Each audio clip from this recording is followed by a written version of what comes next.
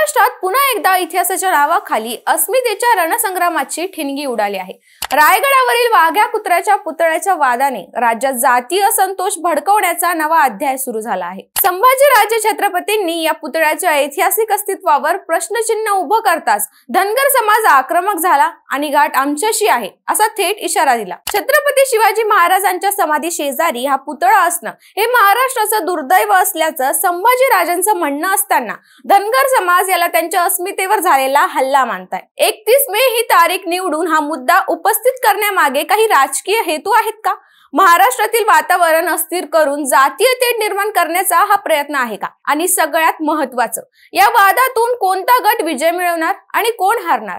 इतिहास, अस्मिता आणि राजकारण यांच्या गुंतागुंतीत महाराष्ट्र नव्या संघर्षाच्या उंबरठ्यावर उभा आहे। नमस्कार, मी सृष्टी आणि तुम्ही पाहताय सत्य पे सत्ता, म्हणजे थोडक्यात पण महत्त्वाचे। महाराष्ट्राच्या राजकारणात रायगडावरील वाघ्या कुत्र्याच्या पुतळ्याच्या मुद्द्याने मोठी खळबळ उडवली आहे। संभाजीराजे छत्रपती यांनी रायगडावरील या पुतळ्याच्या ऐतिहासिक सत्यतेवर प्रश्न उपस्थित करत तो हटवण्याची मागणी केली आणि राज्यातील सामाजिक व जातीय समीकरण ढवळून निघाली। त्यांच्या मते छत्रपती शिवाजी महाराजांच्या समाधी शेजारी एका कुत्र्याचा पुतळा असणं म्हणजे त्यांच्या महान वारशावर अन्याय आहे। त्यामुळे त्यांनी मुख्यमंत्री देवेंद्र फडणवीस यांच्याकडे 31 मे 2025 पूर्वी हा पुतळा हटवण्याची मागणी केली। पण ही मागणी होताच धनगर समाज आक्रमक झाला आणि त्यांनी या निर्णयाला तीव्र विरोध दर्शवला। धनगर नेते बाळासाहेब दोडतले यांनी स्पष्ट शब्दात इशारा दिला की वाघ्या कुत्र्याच्या पुतळ्याला हात लावला तर संपूर्ण महाराष्ट्रातील धनगर समाज रायगडावर कूच करेल। या संपूर्ण वादाच्या केंद्रस्थानी एक महत्त्वाचा मुद्दा आहे। 31 मे ही तारीख। अहिल्याबाई होळकर यांनी रायगडाचा जीर्णोद्धार केला आणि वाघ्या कुत्र्याच्या समाधीची निर्मितीही त्यांच्या काळात झाली। त्यामुळे संभाजीराजेंनी हटवण्यासाठी हाच दिवस का निवडला यावर प्रश्नचिन्ह निर्माण झाले। धनगर समाजाला वाटतं की हा मुद्दा केवळ इतिहास दुरुस्त करण्याचा नाही तर त्यांच्या अस्मितेवर घाला घालण्याचा आहे।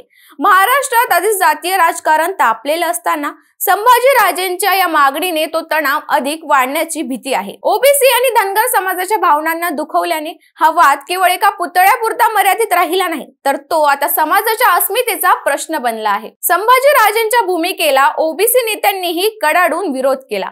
लक्ष्मण हाके यांनी त्यांच्यावर थेट आरोप करत म्हटले की संभाजीराजे महाराष्ट्रात अस्थिरता पसरवण्याचा प्रयत्न करत आहेत। त्यांचं म्हणणं आहे की शिवप्रतिष्ठेच्या नावाखाली राज्यात जातीय तणाव वाढवायचा आणि राजकीय पोळी भाजायची असा प्रयत्न आहे। त्यामुळे त्यांनी रायगड प्राधिकरण समितीवरून संभाजीराजेंना हकालपट्टी करण्याची मागणी केली। यामुळे वातावरण अधिक चिघळलं आणि राजकीय व सामाजिक संघर्षाच्या दिशेने वेगाने पुढे जाऊ लागलं।